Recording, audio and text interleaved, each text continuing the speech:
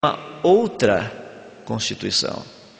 Por exemplo, o tubarão-baleia, se você olhar, ele não tem algumas coisas como você vê aí, por exemplo, tecido do tipo adiposo, músculo vermelho, esse tipo de coisa não faz parte do tubarão-baleia. Totalmente diferente. Hoje, o que está sendo feito? Um dos trabalhos hoje que têm sido realizados é justamente a busca de um animal chamado Mokele mbembe. Alguns de vocês têm perguntado. Quando você chegar na sua casa, dá uma procuradinha a respeito disso na internet. Entra no site de busca e digita esse negócio.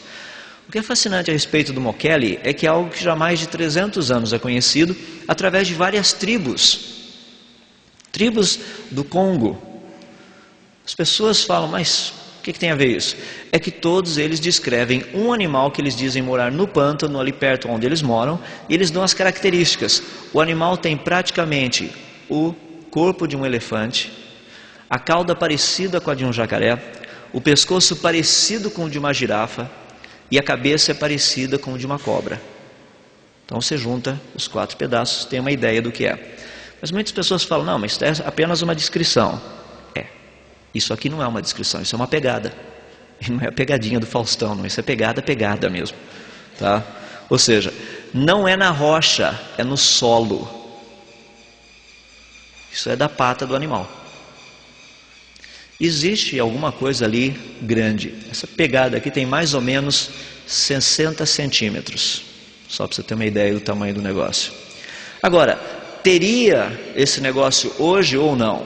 As pessoas falam, não, mas com toda a tecnologia que a gente tem, será que já não daria para ter encontrado alguma coisa? O problema é o seguinte, 2 questões importantes. De todas as áreas possíveis de pesquisa no planeta, que são várias centenas de milhares de quilômetros quadrados que nós temos por aí para pesquisar, menos de 1% foi pesquisado até o presente momento.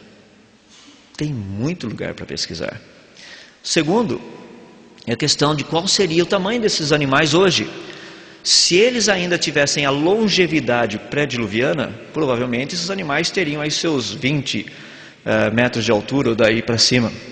Se eles viverem menos hoje do que eles viviam antes do dilúvio, eles teriam um tamanho menor. Muitas pessoas falam, mas é só pegar um satélite, então começar a colocar, olhar lá de cima, já que tem toda essa tecnologia, ficar vendo e achar esses animais por aí. Tem um problema também com isso. Nessas regiões onde nós encontramos a maior parte desses animais, que poderiam ser encontrados esses animais, a altura do topo das árvores é de mais ou menos de 20 a 30 metros de altura. Um dinossauro, em média, ele teria cerca de 18 metros de altura. Tem alguns que são exagero, como o argentinossauro, que tinha 24 metros de altura.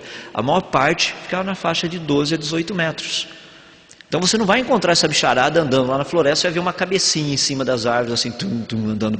Isso não acontece. Então há uma necessidade de vermos isso daí. Outro problema é a questão financeira. Os satélites mais baratinhos que a gente tem para poder examinar isso daí, custam em média mais ou menos de 100 a 200 mil dólares por hora.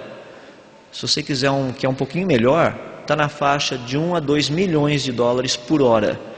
Então, se alguém tiver um dinheirinho no banco que não sabe o que fazer, eu tenho uns amigos que sabem como utilizar o seu dinheirinho. Então, a gente pode fazer uma pesquisa mais interessante atrás dos dinossauros.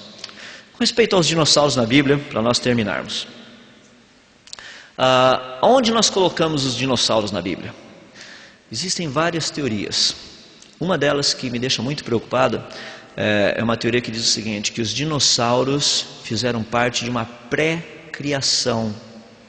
Ou seja, você pega Gênesis capítulo 1, verso 2, quando diz que a terra era sem forma e vazia, é porque Satanás havia caído do céu, ele havia destruído tudo que Deus criou, e agora o que Deus vai fazer do verso 3 para frente é recriar aquilo que Satanás destruiu. Isso baseado em Isaías capítulo 40, o pessoal que conhece essa teoria toda aí sabe como é que a coisa funciona. O problema com essa teoria são 2, eles estão colocando os fósseis naquela época.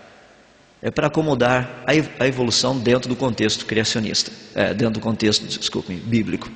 O problema com isso, que é um problema teológico muito sério, é que morte teria entrado no planeta antes do pecado de Adão. Esse é um problema sério. Como explicar morte entrando no planeta Terra antes de Adão ter pecado? Porque Paulo diz que o salário do pecado é a morte. Deus deixou bem claro essa proposta. Você falou, mas a morte em todos os sentidos? Essa é a proposta que a Bíblia nos dá. Por isso que a natureza aguarda para ser restaurada. Os dinossauros, eu creio que eles aparecem no dia 5 e no dia 6. Dos que viviam na água, dos plesiosauros, no dia 5. Dos que voavam, os pterossauros, dia 5. E dos que andavam pela terra, os dinossauros, no dia 6. Tanto é que eu gosto de mostrar isso daí, a pintura de um rapaz lá nos Estados Unidos, Bruce Inc. E dá para perceber as coisas. Você está vendo lá em cima um apatossauro, um balucterium, uma girafa, um elefante. Tanto é que o balucterium muita gente confunde com uma anta. Não é uma anta, o negócio é grande também. Tá? Ele é mamífero. Agora, a Bíblia trata de uma forma mais específica a respeito desses animais. Tem algumas passagens.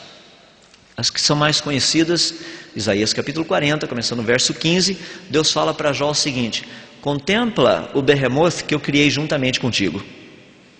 O Behemoth, ele dá a descrição. Em algumas traduções que vocês têm por aí, diz que hipopótamo é a palavra que foi utilizada para a tradução.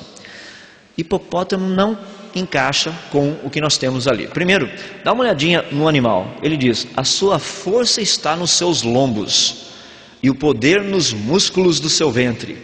Olha a barriguinha do hipopótamo, que coisinha fofa que é. Imagina músculo no ventre. É meio difícil acreditar. A outra, que é pior ainda, na descrição desse animal diz assim: ele endurece a sua cauda como um cedro. Olha o cedro, olha um braquiosauro, olha a cauda do braquiosauro, tudo ali está em proporção. O hipopótamo tem uma caudinha de uns 20 centímetros. Já pensou que coisa fantástica? Endurece a sua cauda como um cedro. É brincadeira isso, coitadinho não passa de um graveto, entende? Não tem como. Ele diz que os seus ossos são como tubos de bronze. Tubulação de bronze, você estudando o livro de Jó, você vai perceber que o negócio é de mais ou menos uns 30 centímetros, uma coisa séria. Coitado do ossinho do hipopótamo é meio pequenininho, assim, são uns 10 centímetros, entende? É bem menor do que isso. Sem contar todo o resto da descrição. Se você olhar a descrição do animal, pelo que tudo indica, parece ter sido um dinossauro. Alguns deles, Diplodocus, Brachiosauro e Apatossauro, encaixam na descrição do que nós temos ali no livro de Jó. Um outro animal, esse é um problema sério, também no livro de Jó, capítulo 41. Esse a gente não tem a menor ideia que bicho seria esse, que é chamado de Leviatã. O mais parecido seria o dragão. Agora, é difícil traduzir esse negócio, é difícil saber que bicho é esse. Ele dá as características. Existem algumas versões que trazem como sendo o crocodilo. Nós sabemos que não é o crocodilo. Tem outras palavras no grego, no hebraico, para crocodilo. Não é crocodilo. Então isso aí é um grande mistério. O último deles, que é um animal muito interessante, aparece no livro de Gênesis, primeiro capítulo, aparece também no livro de Ezequiel. A palavra é Tanim. Tanim significa um monstro. Foi traduzido desse jeito. Aí está comparando Faraó com esse animal Tanim. Nós não sabemos também que animal é esse. O que nós sabemos e que é interessante é que o nome, a palavra Tanim, ela tem a ideia de fazer parar o fluir das águas. É o que a gente precisava por aqui esses dias, né? Um Tanim para parar um pouco o fluir dessas águas que vieram lá de cima. Mas a ideia de Tanim é o que faz parar o fluir das águas. O que é interessante nisso daí, é só a nível de curiosidade, é que a Bíblia compara Faraó com esse animal Tanim. Bom, Faraó, você sabe, né? Lá do Egito, é da África. Sabe o que é fascinante? A palavra Mokele tem o mesmo significado. Aquele que para o fluir das águas. É exatamente o mesmo. O que é legal nisso é que talvez eles estejam falando de um mesmo animal que habitava na África. Sem dúvida um animal de grande porte. Dá para ter uma ideia um pouquinho a respeito dos nossos queridos amigos dinossauros. A pergunta é: eles desapareceram ou não? Não sabemos. Que eles viveram juntos com os seres humanos, nós não temos a menor sombra de dúvidas. Que eles viveram pelo menos até alguns séculos atrás, nós também não temos a menor sombra de dúvidas. Aí você chega e fala assim: não, mas espera aí, isso é totalmente diferente daquilo que eu aprendi na escola. Lembra da propaganda da televisão? Está na hora de você rever os seus conceitos. O que a Bíblia nos ensina? Livro de Atos, já mencionei uma vez, capítulo 17, verso 11. Os crentes de Bereia eram de um caráter mais nobre do que os de